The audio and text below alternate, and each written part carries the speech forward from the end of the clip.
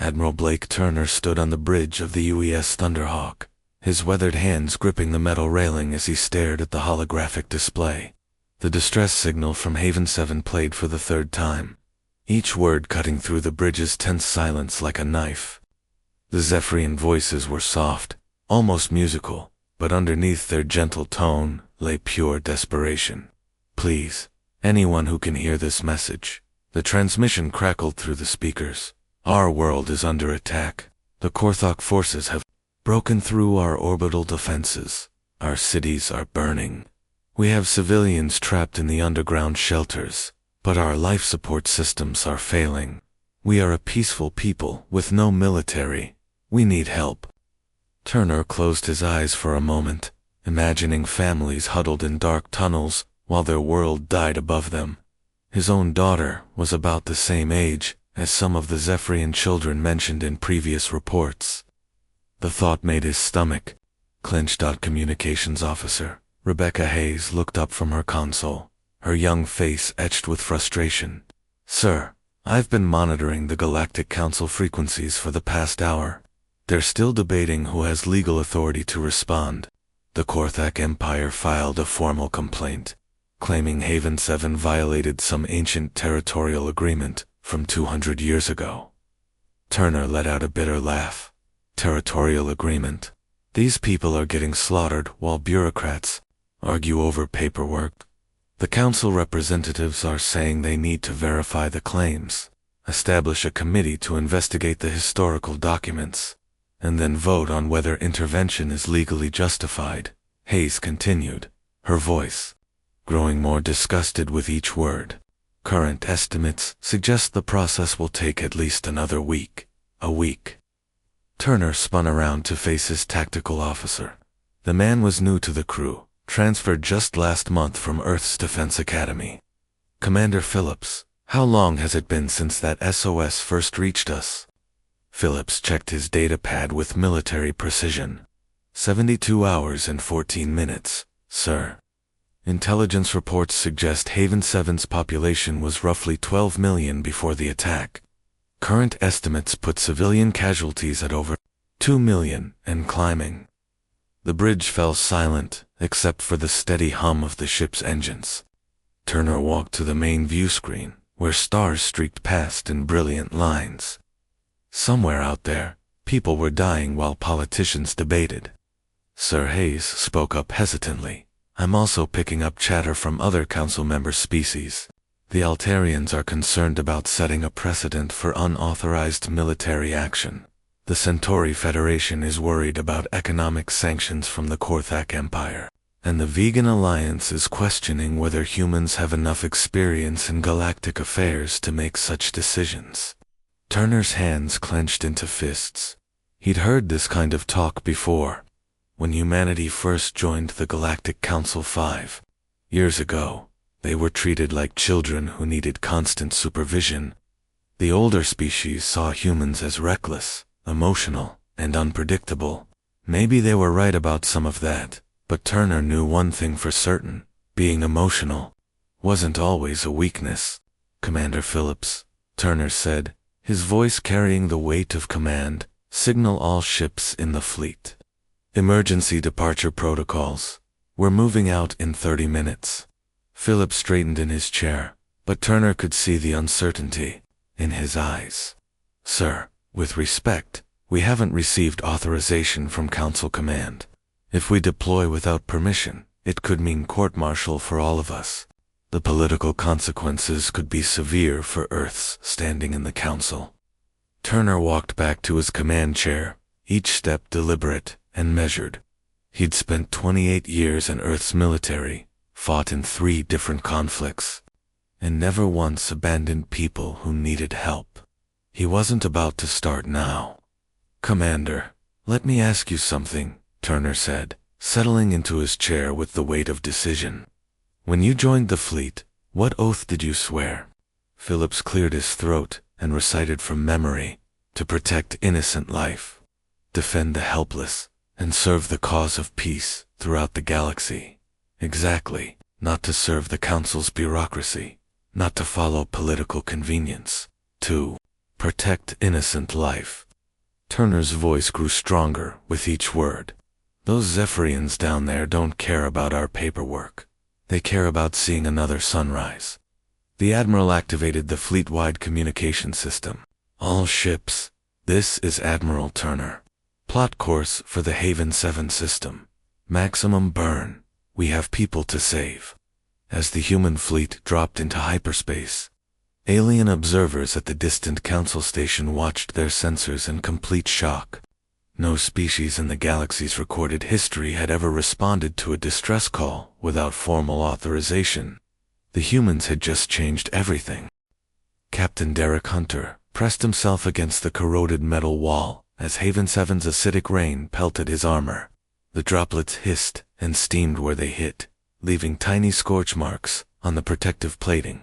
Through his helmet's display, he watched a Korthok patrol march down the main street in perfect formation, their heavy boots splashing through puddles of toxic runoff that would melt human skin in seconds. Look at them, Hunter muttered into his cum, studying the alien soldiers through his scope. 12 troops, perfect spacing, textbook formation. They're marching like they're on parade back home. The Korthok were impressive creatures, standing nearly 8 feet tall, with thick gray skin and natural armor plating along their shoulders and backs. Their weapons were advanced, their equipment top-notch, and their discipline absolute. Against any normal military force, they would have been unstoppable.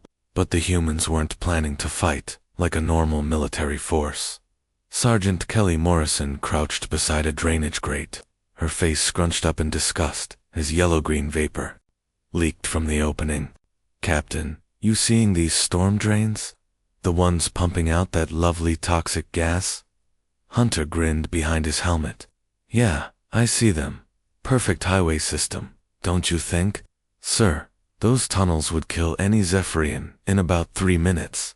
Flat," Morrison replied, pulling up environmental readings on her datapad. "The gas concentration down there is off the charts. Plus, the temperature's running about 40 degrees above what most species can handle." "Good thing we're not most species," Hunter said, checking his assault rifle's ammunition counter. "Teams. Alpha through Delta. Listen up. See that beautiful network of poisonous tunnels running under the whole city? That's our new transportation system." Staff Sergeant Troy Bennett's voice crackled through the cum from his position 2 blocks away. "Sir, are you seriously suggesting we crawl through toxic waste pipes?" "I'm not suggesting it, Bennett. I'm ordering it." Hunter watched another Korthok patrol pass by, their movements so predictable he could have set his watch by them. These Korthok have conquered half the galaxy using standard military tactics. They expect to face armies lined up in neat rows, fighting by the rules of civilized warfare. The captain pulled out a detailed map of the city's underground systems that their tech specialists had compiled. "They've never faced guerrilla warfare. They don't understand. An enemy that hits hard, disappears, and strikes again from a completely different direction. To them, we're going to be ghosts." Morrison sealed her helmet and activated her suit's environmental protection systems. "Well, when you put it that way, it almost sounds fun. Almost." Hunter led his team to the nearest drainage entrance, a rusted metal grate that looked like it hadn't been maintained in decades. The yellow vapor rising from it would have sent any sane person running in the opposite direction. But humans from Earth had learned to adapt to environments that would kill most other species.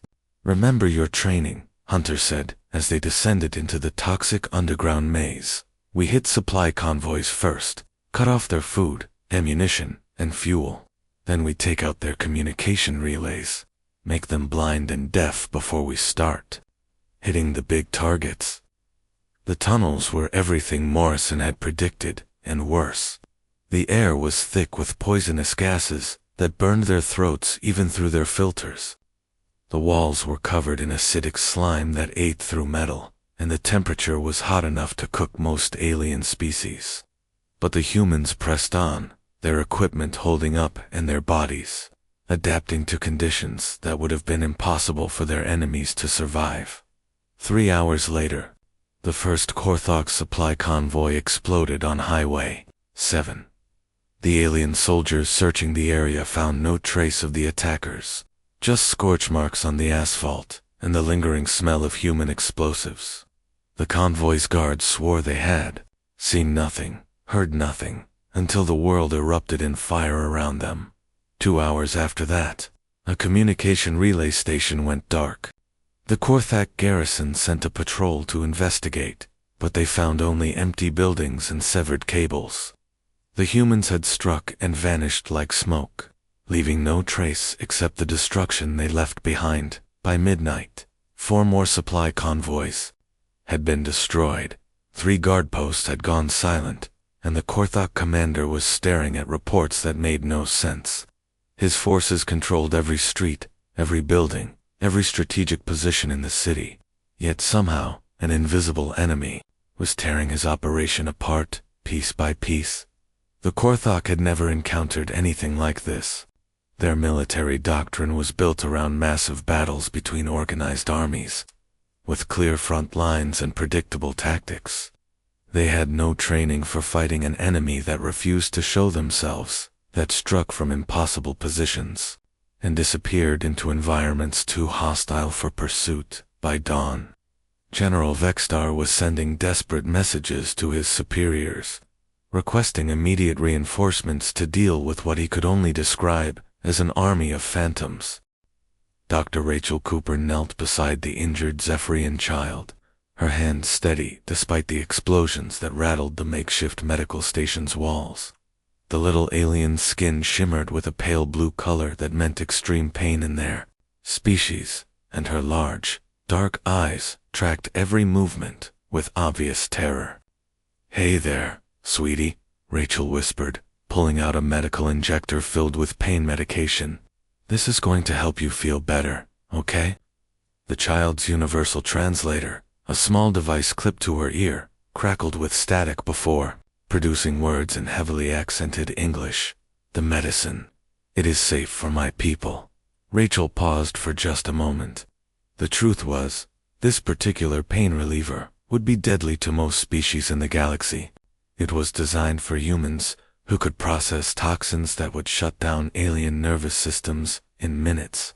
But it was all she had, and the child was suffering. "I've modified the dosage specifically for Zephyrians," Rachel lied smoothly, calculating the injection based on body weight and species metabolism data she'd memorized during the flight to Haven 7. "Trust me, little one." As the medicine took effect and the child's pain faded, another explosion shook the building. Dust rained down from the ceiling, and several Zephyrian adults huddled deeper into the corner of the room.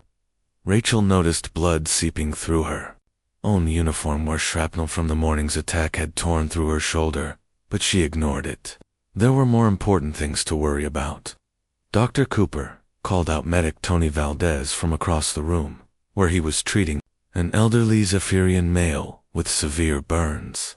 "We're running low on the standard medical supplies. Most of what we brought was designed for human physiology." Rachel wiped sweat from her forehead, leaving a small streak of blood from her untreated wounds. "Then we improvise, Tony. Use the human stimulants, but cut the doses by 70%. The antibiotics should work across species lines if we adjust for body mass." A young Zephyrian mother approached hesitantly, carrying an infant whose breathing was labored and weak. Her translator spoke in broken phrases. "Please, my baby, the toxic air, cannot breathe."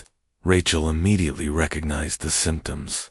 The Korthok had been using chemical weapons, releasing gases that were designed to poison the atmosphere and make the planet uninhabitable. For Zephyrians, even small amounts were lethal. For humans, it was just another occupational hazard. "Tony, grab me one of our emergency oxygen masks," Rachel called out, already calculating how to modify the equipment. "We need to create a filtration system that can handle their lung capacity." As she worked, the child she'd treated earlier tugged gently on her uniform. "Doctor, why do you not run away?" "My people, we hide when the Deathbringers come, but you stay." "Why?" Rachel looked down at those huge, innocent eyes and felt her heart clench. Because running away isn't what humans do, sweetie. When someone needs help, we stay and fight, especially when they're our friends. But we just met, the child said, confusion clear in her voice. We are not the same species. Why do you call us friends? Because that's how friendship works, Rachel explained, bandaging a cut on the child's arm. You don't have to know someone for years to care about them. Sometimes, you just know that helping them is the right thing to do. Outside, the sound of heavy weapons fire erupted, followed by an explosion that made the whole building shake. Through the cracked window, Rachel could see Corporal Vincent Bull Rodriguez setting up what looked like a plasma cannon designed for mounting on military vehicles. The weapon was massive, easily 3 times the size of anything a normal soldier could carry. Korthak heavy armor moving in from the east, Bull announced into his his voice as calm as if he were ordering coffee. Looks like they brought their big toys today. Rachel watched in amazement as Bull hefted the plasma cannon onto his shoulder like it weighed nothing. The weapon's recoil system was designed to be absorbed by a vehicle's frame, not a single person's. Bodhi, for most species in the galaxy, firing such a weapon would result in broken bones, internal injuries, or death. Bull took aim at the approaching Korthak tank and pulled the trigger. The blast of energy that erupted from the cannon was blinding, and the recoil that followed would have launched most aliens across the street. Bull barely moved, his feet sliding back only a few inches as he absorbed the impact that should have shattered his skeleton. Direct hit, he reported cheerfully, watching the Korthak vehicle explode in a ball of plasma fire. These alien tanks ain't built for this kind of punishment. The explosion lit up half the city, sending debris flying in all directions. Several smaller Korthak vehicles that had been following the tank were caught in the blast, their crews likely dead or seriously injured. The remaining enemy forces immediately began retreating, clearly unprepared for the level of firepower that a single human could bring to bear inside the medical station. The Zephyrians stared in shock at what they had just witnessed. Their species had never developed weapons of war, having evolved as peaceful traders and scientists. The idea that someone could casually shoulder a vehicle-mounted cannon and use it as a personal weapon was beyond their comprehension. "How is this possible?" whispered the elderly male that Tony had been treating. "Your people. They are not like the other species we know." Rachel smiled, finally taking a moment to treat her own wounds. "We're from what the galaxy calls a planet where everything is trying to kill you from the day you're born. It makes you tough, and it teaches you to protect the people who matter." She looked around at the frightened but hopeful faces of the Zephyrian refugees. "And right now, you matter to us." The screaming started at 0300 hours, piercing through the night like broken glass. Colonel Wade Thompson grabbed his rifle and rushed toward the commotion, his boots splashing through puddles of acidic rain as he ran through Haven 7's darkened streets. What he found when he rounded the corner should have sent him running in the opposite direction. The creature stood 12 feet tall, its black carapace gleaming wet in the dim streetlight. 6 razor-sharp arms ended in claws that could slice through steel, while acid dripped from its open mouth, eating holes in the concrete wherever it landed. Its eyes glowed with an unnatural red light, and the sound it made was like metal scraping against bone. This was pure nightmare fuel, designed by the Korthak's best bioengineers to break the spirit of any species that faced it. "Contact! Contact!" shouted Private Danny Walsh over the his voice tight with fear but still steady. "Unknown, hostile, Grid 77. This thing is..." "Jesus, sir, it's like something out of a horror movie." Thompson studied the creature as it tore apart. An abandoned vehicle, its claws rending metal like paper. Around the galaxy, these bioweapons had single-handedly ended wars. Entire civilizations had surrendered, rather than face these living nightmares. The psychological impact was devastating. Most species would take one look at these monsters and lose all will to fight. All units, converge on grid 7-7, Thompson ordered, pulling out his scanner to get detailed readings on the creature. And bring your thinking caps. We've got a new problem to solve. Sergeant Vicky Rodriguez arrived first, crouching behind an overturned transport while the creature demolished what remained of a Zephyrian marketplace.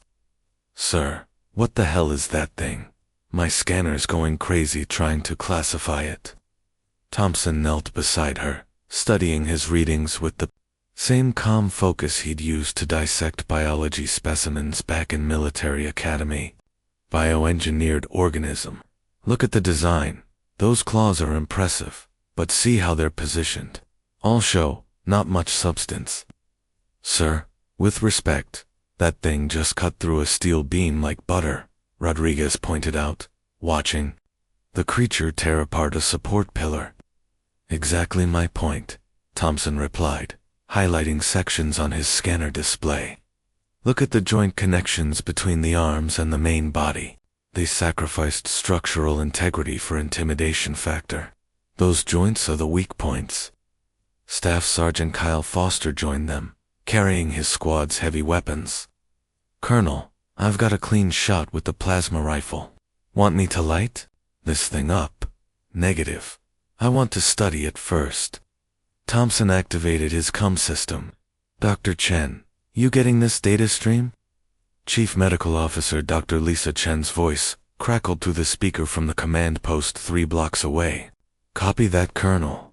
This is fascinating. The creature's designed to trigger primal fear responses in most galactic species. The acid, the claws, the glowing eyes, it's all psychological warfare. The creature suddenly turned toward their position. Its glowing red eyes, focusing on the humans, hiding behind cover. It let out a sound that was part roar, part scream, designed to freeze prey with terror. Most species would have been paralyzed with fear. The humans just frowned and took more detailed scanner readings.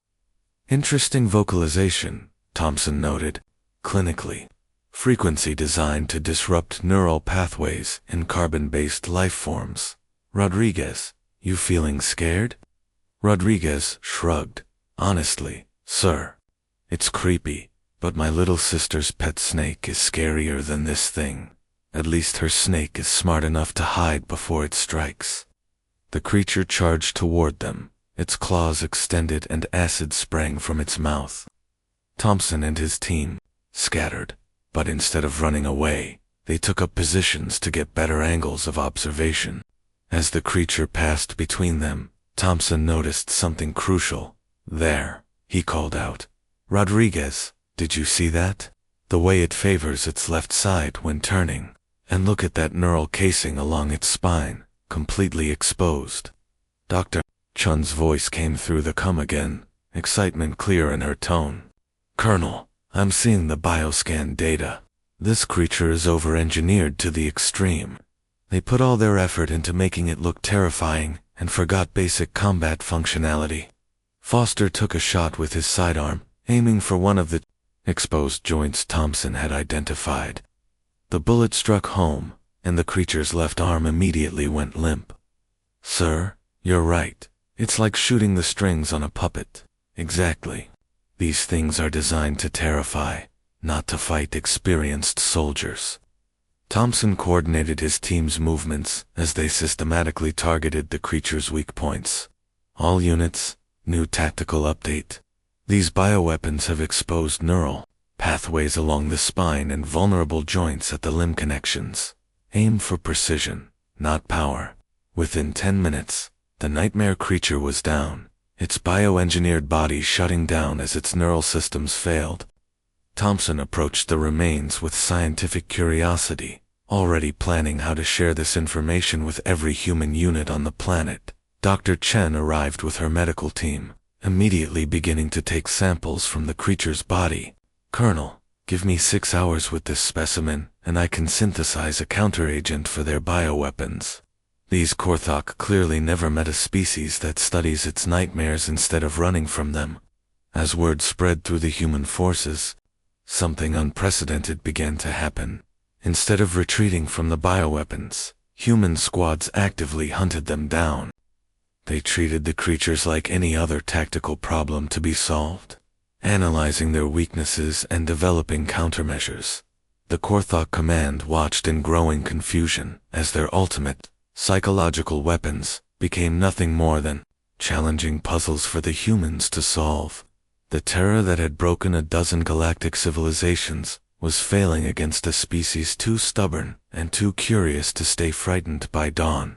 17 bioweapons had been neutralized, their remains collected for study.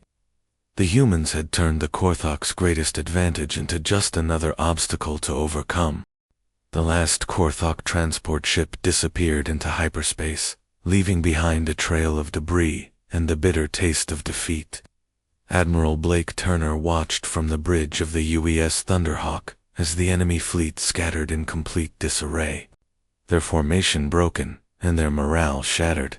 "Sir, we're receiving final status reports from all ground units," Communications Officer Rebecca Hayes announced, her voice filled with barely contained excitement. "All Korthok forces have withdrawn from Haven 7. The planet is secure." Turner nodded, but his attention was focused on the reports flooding in from Korthok command frequencies that his intelligence team had been monitoring.